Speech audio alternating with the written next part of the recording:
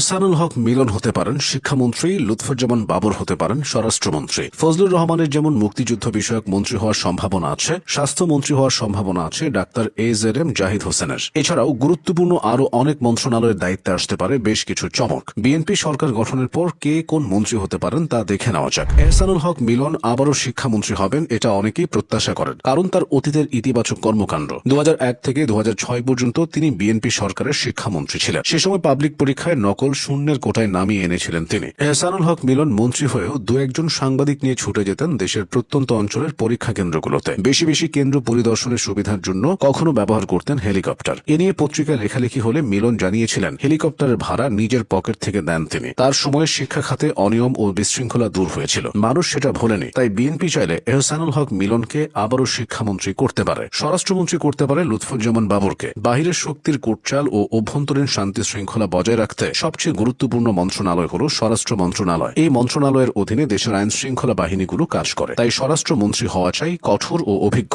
বাবরের মাঝে এর দুটোই আছে। অতীতে তিনি স্বরাষ্ট্র প্রতিমন্ত্রীর দায়িত্ব পালন করেছিলেন। বিএনপি সরকার গঠনের পর স্বাস্থ্যমন্ত্রী কে হবেন এমন প্রশ্নে সবার আগে যার নাম আসবে তিনি ডাক্তার AZM জাহিদ হোসেন। এই জাহিদ হোসেন বেগম খালেদা জিয়ার ব্যক্তিগত চিকিৎসক ছিলেন। ডাক্তারি পেশার সাথে রাজনীতিতে জড়িয়ে পড়া এই মানুষটা বিএনপি করার কারণে বহু ত্যাগ তিতিক্ষা স্বীকার করেছেন। তাকে একাধিকবার কারাবরণ করতে হয়েছে, তবুও বেগম জিয়ার পাশে তিনি ছায়ার মতো থেকেছেন। বর্ণাঢ্য জীবনে ডাক্তার জাহিদ নানা দায়িত্ব পালন করেছেন। তিনি বাংলাদেশ মেডিকেল অ্যাসোসিয়েশন ও ডক্টরস অ্যাসোসিয়েশন অব বাংলাদেশের সাধারণ সম্পাদক ছিলেন। তাই এই সেক্টরে তার অভিজ্ঞতাও কম না। এদিকে মুক্তিযুদ্ধের প্রকৃত চেতনাকে সমুন্নত রাখা এবং দেশের সূর্য সন্তান মুক্তিযোদ্ধাদের যথাযথ মর্যাদা নিশ্চিত করতে ফজলুর রহমান হতে পারেন মুক্তিযুদ্ধ বিষয়ক মন্ত্রণালয়ের সবচেয়ে যোগ্য কাণ্ডারি। রাজনৈতিক জীবনের দীর্ঘ সংগ্রাম এবং সাম্প্রদায়িক অপশক্তির বিরুদ্ধে তার যে ঐতিহাসিক অবস্থান তা এই মন্ত্রণালয়টিকে একটি নতুন গতি প্রদান করবে। ভুয়া মুক্তিযোদ্ধাদের তালিকা বাতিল করে একটি স্বচ্ছ ডাটাবেস তৈরি এবং নতুন প্রজন্মের কাছে মুক্তিযুদ্ধের সঠিক ইতিহাস পৌঁছে দিতে তার বজ্রকণ্ঠ ভাষণ ও সাংগঠনিক দক্ষতা হবে অনন্য। অন্যদিকে বাংলাদেশের ঝিমিয়ে পড়া ক্রীড়া অঙ্গনকে জাগিয়ে তুলতে ইশরাক হোসেন সামনে আসতে পারেন। তিনি পেতে পারেন যুব ও ক্রীড়া মন্ত্রণালয়ের দায়িত্ব। যদিও ইশরাক ক্রীড়াঙ্গনের মানুষ নন, তবে গণ অভ্যুত্থানের পর এই সেক্টরে তাকে সরব দেখা গেছে। তিনি ক্রিকেট বোর্ডের অনিয়ম নিয়ে কথা বলেছেন। সাবেক যুব ও ক্রীড়া উপদেষ্টা আসিফ মাহমুদের সাথে তার দ্বন্দ্ব ছিল। মন্ত্রণালয়গুলোর ভেতর অন্যতম গুরুত্বপূর্ণ একটি পররাষ্ট্র মন্ত্রণালয়। এই মন্ত্রণালয়ের দায়িত্বে দেখা যেতে পারে